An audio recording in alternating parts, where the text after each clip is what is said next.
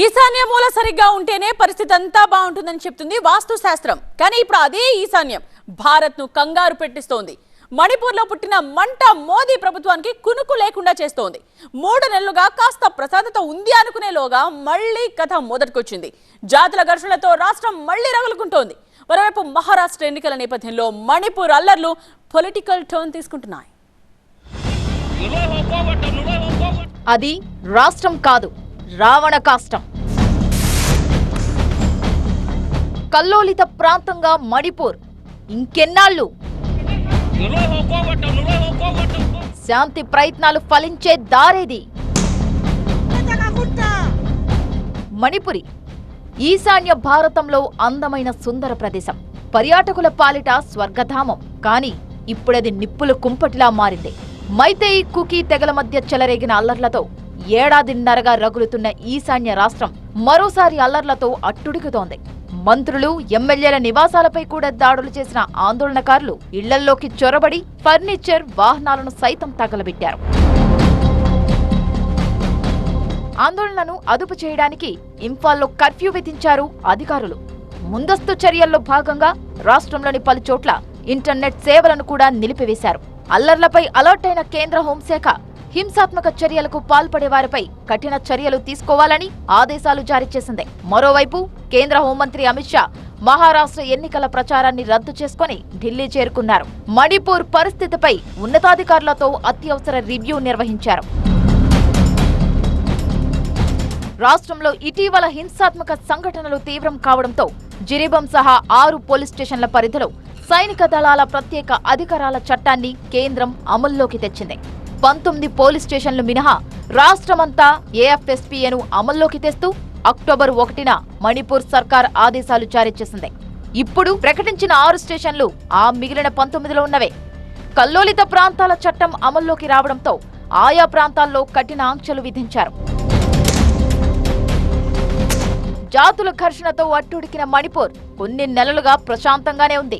అయితే ఇటీవల జిరిబాం జిల్లాలో 6 మైతేయి తెగ వ్యక్తులు మిస్సింగ్ కలకలం రేపింది. అపహరణకు గురైన 3 చిన్నారులు, 3 మహిళల మృతదేహాలు దారుణ స్థితిలో కనిపించడంతో ఆందోళనకారులు రెచ్చిపోయారు.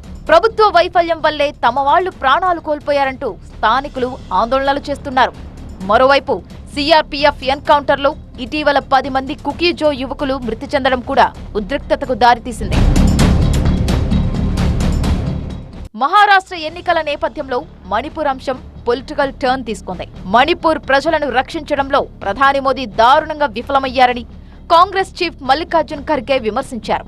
16 నెలలుగా రాష్ట్రంలో హింసాత్మక పరిస్థితులు నెలకొన్నప్పటికీ వాటిని నియంత్రించడానికి ఎటువంటి చర్యలు తీసుకోలేదని మండిపడ్డారు. హింసను అరికట్టడంలో డబుల్ ఇంజిన్ ప్రభుత్వం పూర్తిగా ఫెయిల్ అయిందని ఎక్స్లో ఆరోపించారు. అత్యంత దారుణమైన పరిస్థితులు నెలకొన్నప్పటికీ మోదీ మణిపూర్లో ఎందుకు పర్యటించలేదని ప్రశ్నిస్తోంది కాంగ్రెస్ పార్టీ. ప్రధాని మోదీ మణిపూర్లో పర్యటించి ఆ ప్రాంతంలో శాంతిని నెలకొల్పేందుకు ప్రయత్నించాలని కోరారు ప్రతిపక్ష నేత రాహుల్ గాంధీ. 36 లక్షల మంది జనాభా ఉన్న మణిపూర్ రాష్ట్రం 22,000 చదరపు కిలోమీటర్ల విస్తీర్ణంలో ఉంది.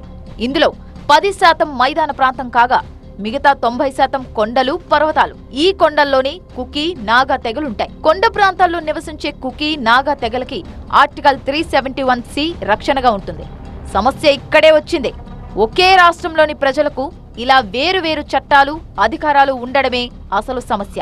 కుకీ, నాగాలకు ఉన్న హక్కులు తమకెందుకు ఉండవు అని మెయితీలు కొన్నేళ్లుగా పోరాడుతున్నారు.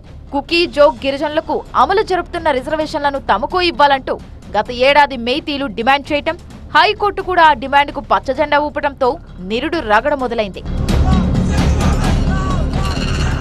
మెయితేయులను ఎస్టీ జాబితాలో చేర్చడాన్ని తీవ్రంగా వ్యతిరేకిస్తున్నారు కుకీలు, నాగాలు.